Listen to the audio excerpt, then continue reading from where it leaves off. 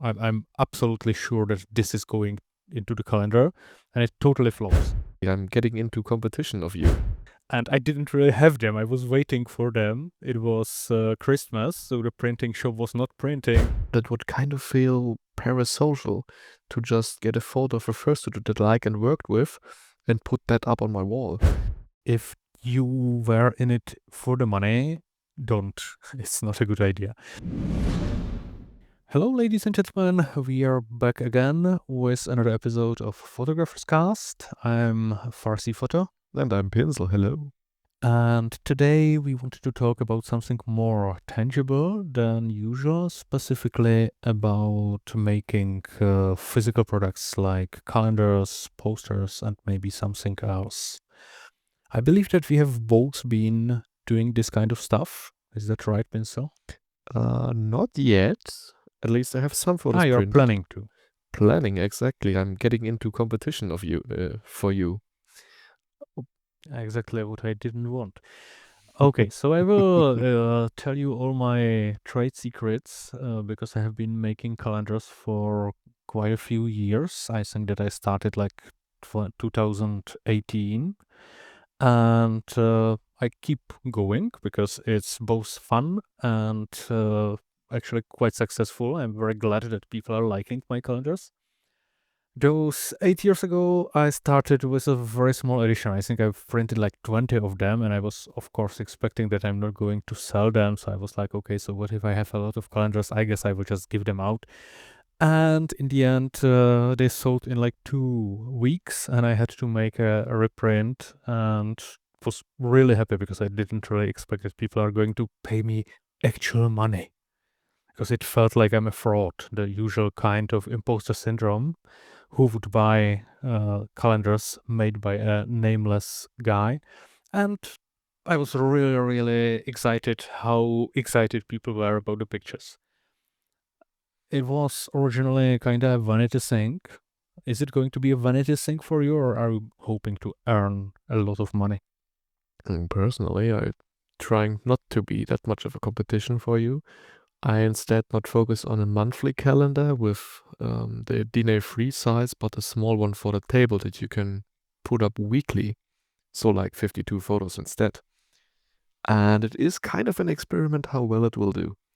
I'd like to have something tangible, as you said, something that is more than just the digital files of the photos, something that actually shows what one has done, what you did and where you've been and what you could achieve and could accomplish. That's basically my idea. I'm not sure if it's vanity or money.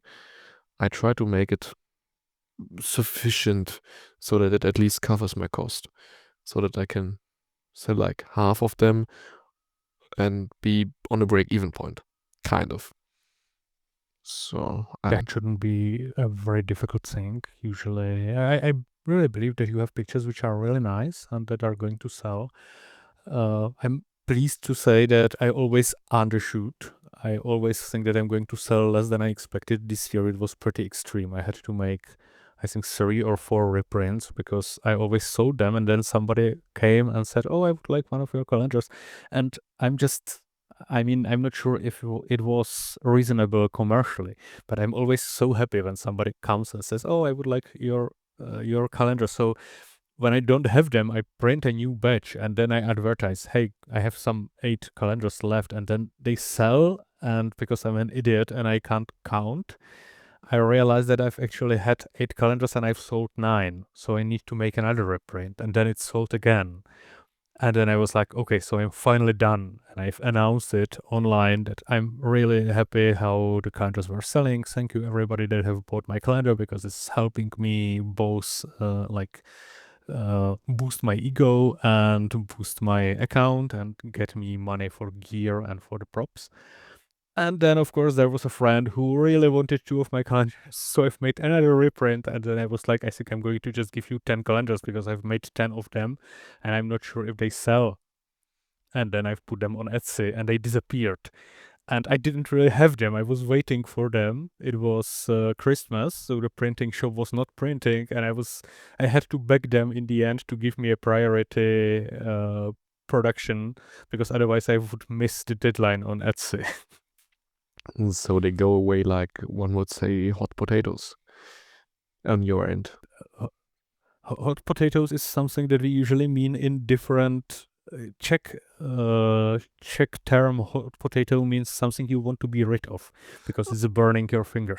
right. What was it called? Not hot potatoes, but hot buns, hot bread. Yeah, I think it's hot buns. Mhm. I'm not. Either way, it's edible. The calendars are inedible, but yeah, so far I'm always underestimating myself. I'm always thinking that I'm not going to sell too many of them, and then they sell, and I'm happy.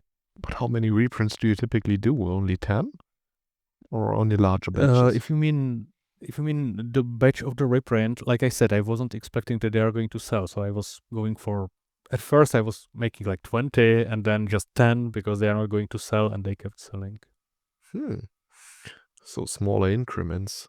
But then again, with large scale printing, that doesn't cut much cost anymore after like 50 or something. Actually, yeah, you're right. But the thing is that the cost increase when you are just going those for those 10. So I think that next year I'm going to print a lot of them, even if I'm going to end up with some unsold.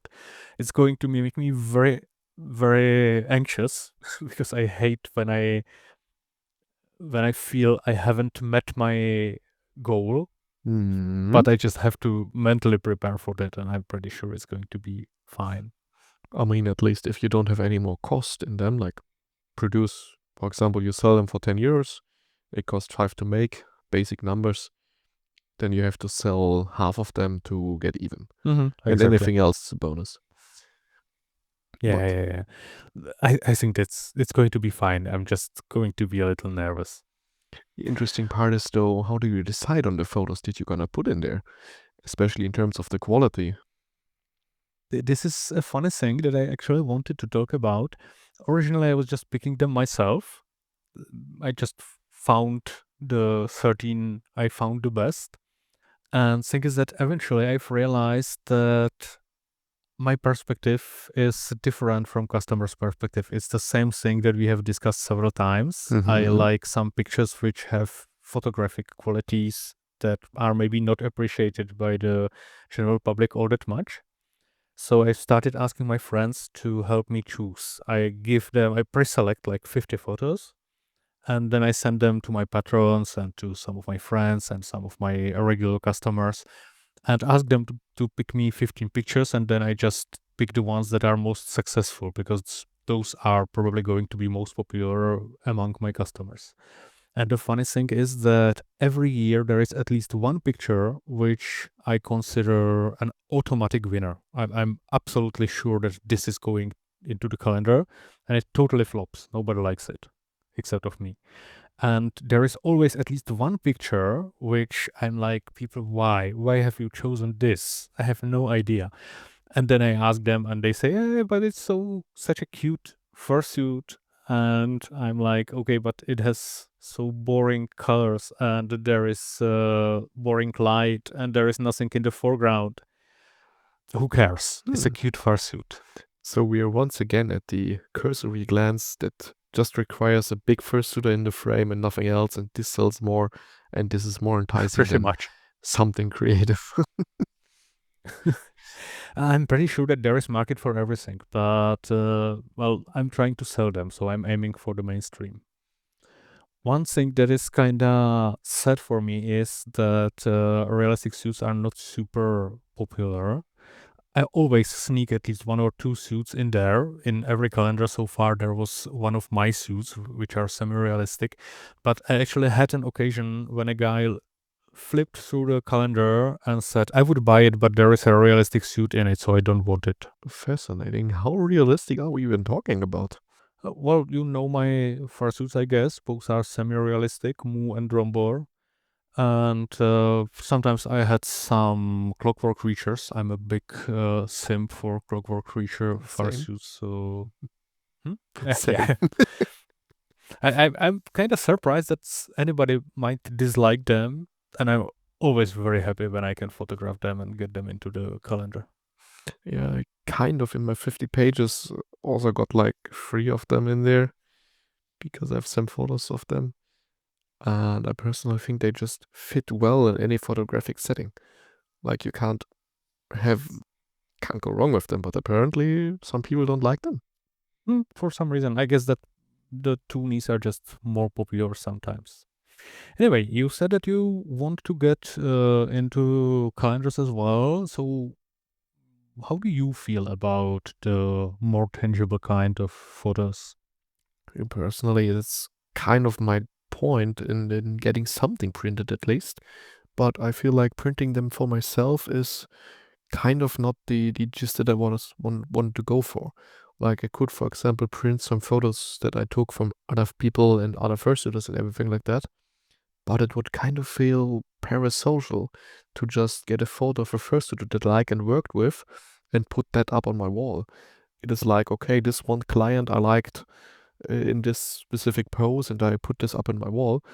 Is kind of a parasocial way that I don't want to go. I do that with, for example, animal, wildlife, and landscape photography, or architecture. Even I have one kind of architecture, one derelict plane, for example, printed on my wall, which is a photo that I'm quite proud of. But I wouldn't do it with a fursuiter personally because when I know them or I've worked with them, it would feel kind of parasocial, which I don't want to um, promote for myself or associate myself with because it would feel kind of iffy. You know what I mean? I Maybe. think I understand, but then again, don't you have crushes on some fursuits? Not a crush per se. I do appreciate the character that they play. I do appreciate the, let's just say, the fursuit maker quality. I do appreciate certain styles, and I do appreciate the whole set of, for example, a character that plays himself or themselves well and kind of just is gorgeously made. I wouldn't say that I have some kind of fursuit crush or that I want to do uh, something with someone just because of the fursuit.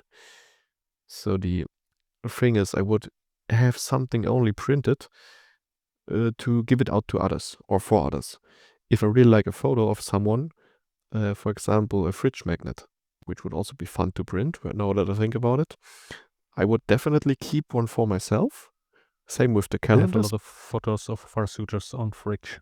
Oh, I so haven't made any of them, but another Czech photographer whose work I really enjoy was making them, and not many people were buying it, so I felt like supporting him. That actually he has really, really nice photos, and I really enjoy having one of his magnets. And also several fursuit makers which I've worked for have made magnets for their patrons, mhm. and they gifted me some. So yeah, it looks good. At some point you don't have that much room more for magnets, for example. I can understand that. You can always swap them. The thing True. is that I was about to say that I actually don't have any photos for suitors in my place either, except of the calendar. Every year I'm hanging my own calendar. I think that I can afford that much narcissism. Mhm. But you are right. Actually, I have my photos and also some other fursuit photos in my place, and it's on the fridge in the form of magnets. Ah, I mean, it is not as, let's just say, prominent in your vicinity that the magnet kind of goes under. It's just a small addition to the whole fridge, the whole area, the whole kitchen, or wherever the magnet is put.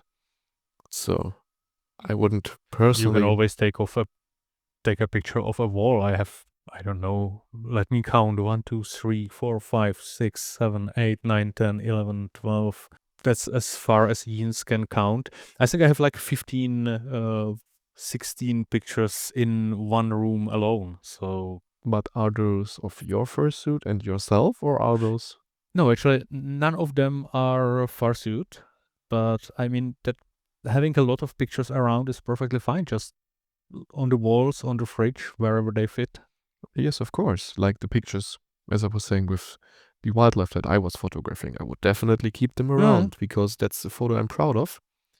But this kind of lacks the social connection that I have with the person. Because when you have a photo on your wall and you get Mm. visitors, there's always this question, oh, who's that? And you could, of course, That's say, a oh, fursuit. it's a client I photographed and it's someone I worked with. But it would kind of imply other questions that I wouldn't want to have asked or wouldn't want to be asked, because I feel it's kind of overstepping a boundary, isn't it?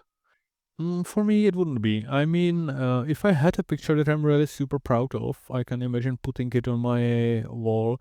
Main problem is that I'm oversaturated. I have been in Fardom for like 20 years, maybe even more. I think oh, Jesus, I'm actually in Fardom for more than 20 years.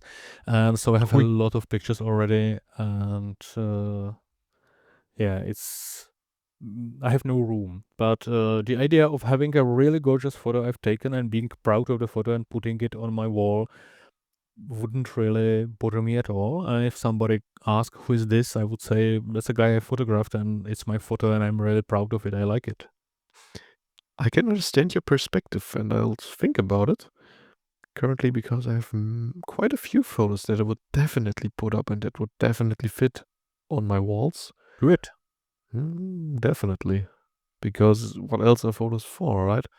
We can keep them as digital files, but hmm, kind of feels not real. Having the photo in your hand or on your Well, wall is different. for a lot of people, digital files are perfectly fine because we are living in the age of social networks. So putting it on social network is perfectly valid way of using a picture, in my opinion. But I agree that having something more tangible is pretty cool. Hmm. Question only remains that when you actually like a photo, would you also put a photo in your calendar that is technically imperfect? For example, a blurry photo that you just think would capture the emotion of a certain moment, like on a dance floor, with grainy noise, or yeah, grainy noise. Grainy noise, for example. I'll stick I with that actually word. wanted to. You are making a nice cue for next topic I wanted to talk about, but I will first answer your question. Uh, I'm relying on the people who are choosing the pictures for me. So if there was a picture that I was really proud of, I would just include it into those 50 pictures that I'm giving them and market research. If like 20 people out of 30 are going to tell you this is a great photo, even though it's technically imperfect, put it into the calendar. If it flops, then you see that it may be interesting for you as a photographer, but not really for the customers. Yeah, I can see that. And what cue was I giving you? I wanted to talk about technical quality of prints because this is something I was very worried about originally. And I've discovered that you can get away with a lot. Like you are worrying about noise because a lot of photographers are pixel peepers. We study our pictures in 100% magnification. And oh no, there is a little noise here and I can see another pixel here. Customers generally don't care at all or they don't notice at all. And when you put it on into a print, the ink is going to not smudge a little. I mean, the ink dots don't have sharp borders like pixels do. Mm-hmm. They kind of melt with each other and they perfectly hide noise. Even fairly noisy picture is going to be perfectly clean when you print it. And I was also worried about the resolution because you have those guys that are telling you what kind of resolution you should have if you want to make an A3 print or A2 print. And the resolution was higher than my camera can provide. So I was pretty worried that it's going to look horrible. For one, there is upscaling. You can digitally upscale the picture and it's not going to ruin it. It's going to work perfectly fine. I'm doing that for my calendars. And also, you can get away with lower resolution unless you are having people who are literally like pulling out a magnifying glass and are going to examine your picture totally up close. But if it's hanging on the wall, then you can go for much lower resolution. That is the recommended one, and it's going to look very good. So this is something I was pondering. I'm going to buy a better camera just for the resolution, and then I've realized it's absolutely not necessary, that you can get away with fairly low or not low quality, but a photo that is not looking perfect when you look at it at 100% magnification is going to look gorgeous when you print it. Mm-hmm.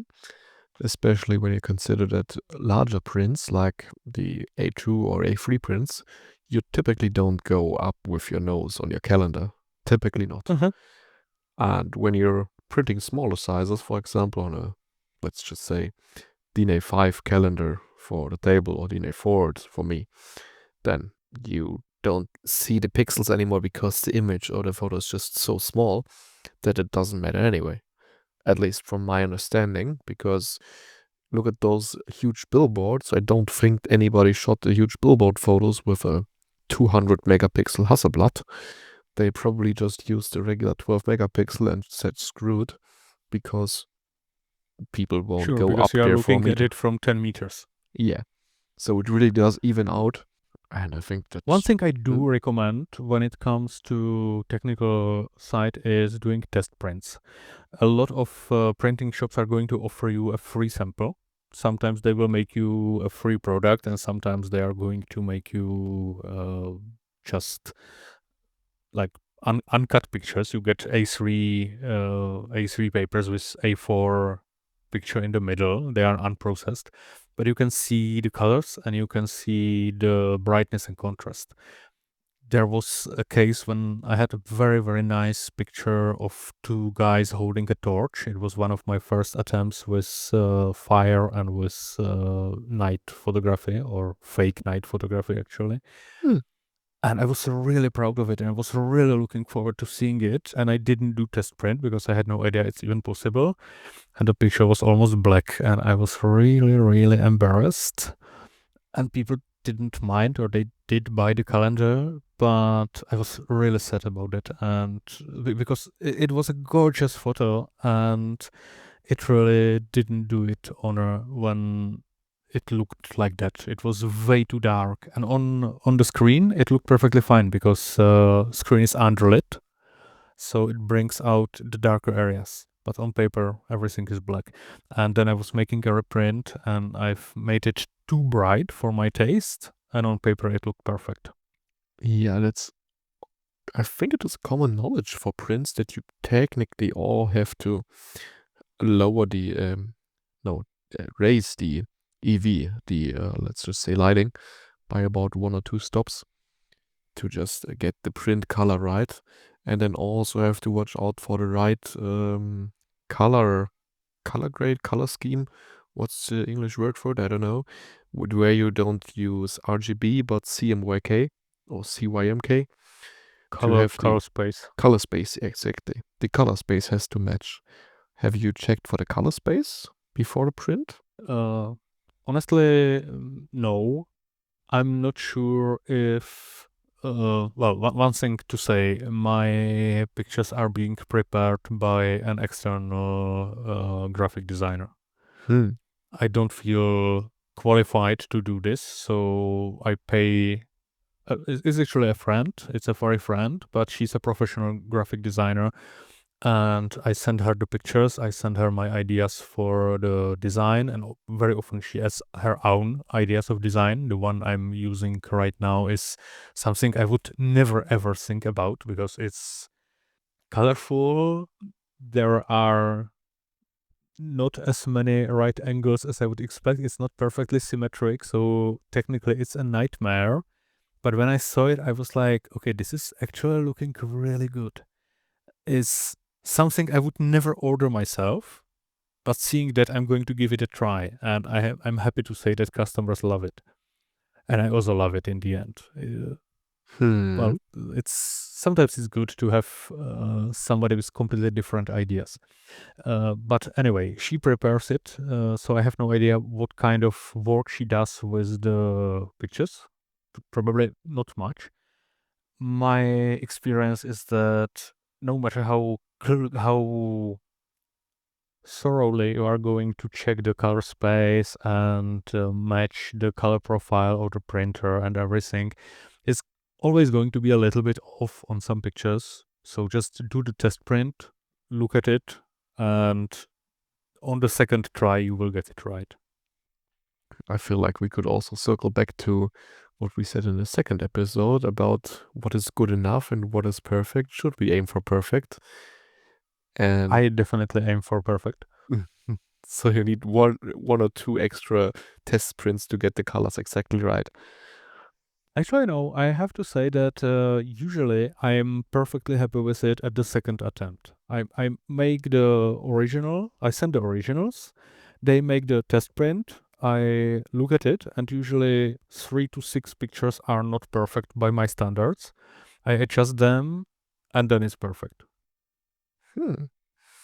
Yeah, I'm not sure if my printing company actually does test prints like that. They would probably charge me money for it, and looking at it, 5 calendars is 50 euros, something like that. It's quite common that if you make a big enough order, they are going to make you a test print for free. Yeah, we should check for that. But Do that's that, not definitely do that. not what we're about to talk. At least not for now. I will advertise it at some Okay, point. so you wanted to talk about competition, I believe. Yes, because we Because are now now. we are competitors, exactly. So we are out after each other's throat. Definitely, we will stream our fight with the first video episode of this podcast. I believe we can talk, chat Yeah. about discussions, and still throw fists at each other. No, Or we are uh, just going to be stuffing the calendars into the camera and trying to promote them. oh yeah, no, but seriously, I think especially when you aim for different areas. For example, you aim for the wall calendars with the months, and I'm for the table calendars with the weeks. That is a completely different area, completely different case of use. And if you know this comic about the let's just say artist with the cake and saying, "Oh, my cake is so bad and the other cake is so pretty," and the audience then is shown with a fork and knife in hand, and it's like, "Oh wow, 2 cakes, how awesome!" And I feel like that's exactly the point that we are at right now. Like we are technically competition, same with the first hit photo shoots, of course, but we aim at different styles, different approaches, and we have completely different everything. Like we both do photos, and that's about it. Like you have completely different choice of location, completely different ideas, completely different post processing, and a completely different calendar. And the let's just say first suitor or interested person, the client, whatever, can just go up to us and be like, okay, I like this one more, I like this one more, and maybe even both at the same time. And I think this choice is quite comfortable for everyone involved. Yeah, I mean, we are technically competition as photographers as well, but so far I'm not really having a lack of customers, and I believe that's not a problem for you either. Good. So I think that the let's say the market is big enough for both of us, and I believe that's going to be the case with the calendars as well. When you've mentioned the calendars, I was asking about your motivation. The thing is that I think this is pretty important thing to consider. When I started, it was very much a vanity thing. I really wanted to see my pictures on in a calendar. I love big prints. The bigger, the better. If I could, I would make A0 calendars, but they would be very difficult to ship. But I want poster calendars. I want to be all over the wall because the bigger the picture is, usually the more interesting and more immersive it becomes. One thing is seeing it on computer screen, but when you are having a big print, it's completely different. And so this was my original motivation. Then it became a pleasant source of income, which I'm mostly using to buy new gear, new lights, new props. But I have to say that if you were in it for the money, don't. It's not a good idea because it's surprisingly difficult work. Of When you are course. doing this kind of small scale business, you end up running to the post office again and again, and you end up hating the clerks because every post office has its own tribal rules that it demands you to follow, and you are arguing with their official conditions and terms, and they are like, no, no, no, we know that it must be like this. And sometimes you are standing there for an hour and then they refuse you. I have a lot of stories, and I think that most people that are shipping their products by post have a lot of stories about what happened at the post office. So When it comes to motivation, I hope that you are looking forward to seeing your pictures, because if you just want to get an income, find some easier work like digging holes or something. Yeah, it's definitely the income is primarily to cover the cost and have basically no expenses in getting something printed. Because as I basically said in the beginning, it is about doing something with the photos that you took. Right now, I have I would have to look it up. Let's just say 5,000 photos in total. And what am I really doing with them? Like, what is the point in having photos when I For don't do five, anything with them? six. In a few years, like 10, 20 years, when I don't do anything with them. There has to be something. And I could, of course, offer people to print the photos for them, bring a printer to a convention, like some people do, which I find very enticing. But with that amount of photos, there has to be something. And there needs to be some kind of use apart from being bits and bytes on a hard drive.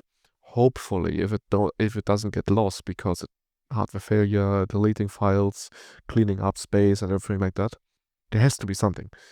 And in that case, it should be the prints. And that's my motivation personally. And this is probably what you also started out with, from what I've gathered. And the money is a nice bonus. And if it works, then I can continue. But doing 50 photos each year is also quite hard because to have some variety and some kind of something to look at, maybe even with, let's just say, seasonal aspects like Halloween, Christmas, Easter, you would also have to make the photos, which is kind of hard to do to find, let's just say, 20 or 30 photo shoots of fursuiters who would also like to be and are featured in the calendar then. Because a lot of photos I couldn't When it comes choose. to people that want to be featured in a calendar, you are not going to have a shortage of those. I What was I surprised have to about that. explain is when people come and ask, "Can I be in your calendar?" I'm explaining, "Sorry, I'm not choosing the pictures." Oh no, I will definitely keep choosing the pictures myself. But opening Lightroom right now, I have 17,000 pictures, out of which are not as many with 5 stars, only about 1,500. But still, 1,500, what am I doing with them? Not much. They just sit on my desk, hard drive basically, and have no use. And I want to change that. Then, then again, when we have been talking before we started recording, you mentioned that prints are basically a marketing tool, which I have to admit I still don't quite understand. Do you want to elaborate on that? And, same as with the podcast. Technically, it gets your name out. Same with doing Instagram, TikTok, and Twitter and Blue Sky at the same time. It gets your name out.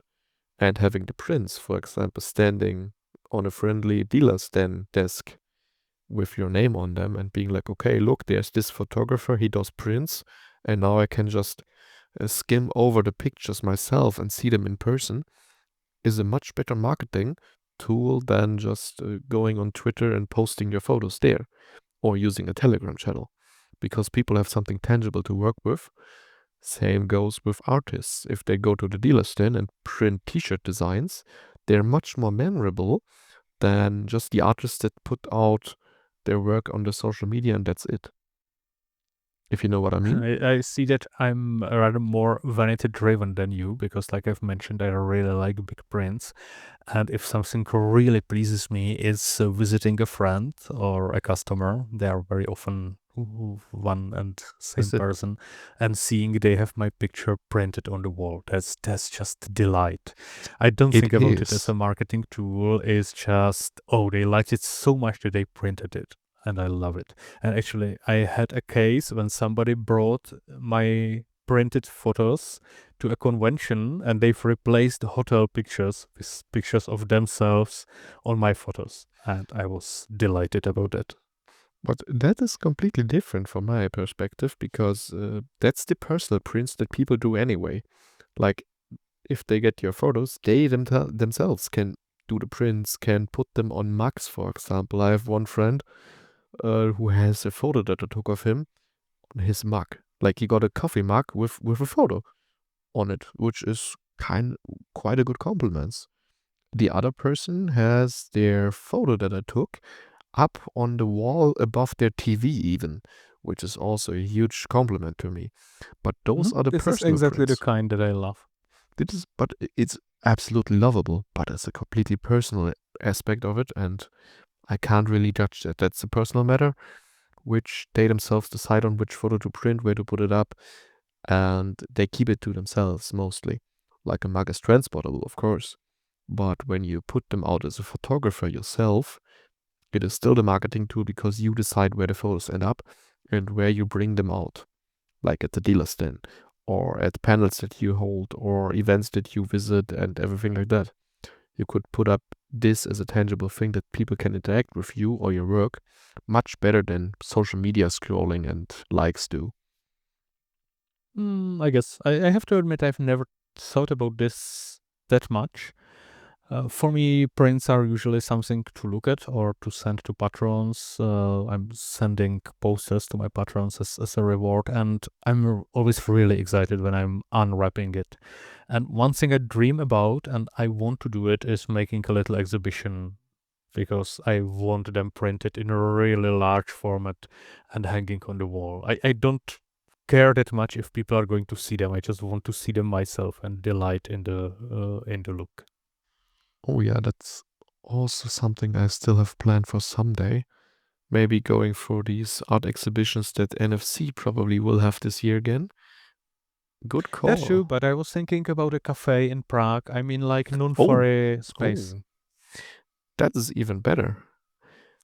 I mean, technically, you could rent it, could go there and be like, okay, I Yeah, have but this project. a lot of cafes are going to be quite happy to exhibit you for free, especially if you make an grand opening and pay them a lot of money for the refreshments for your friends. So I Hmm. think that it shouldn't be that difficult. I just need to organize it, and there is always so much to do. But I'm really looking forward to doing this sometime soon. If it wasn't for a 10-hour drive, I would probably join. I will invite you to an opening.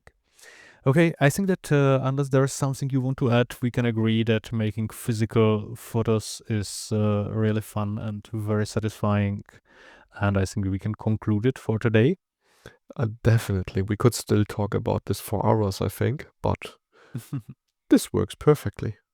Okay, in that case, thank you for being with me and thank you everybody for listening. I'm Vlog00 or Farsi Photo. And I'm Pinsel, just Pinsel.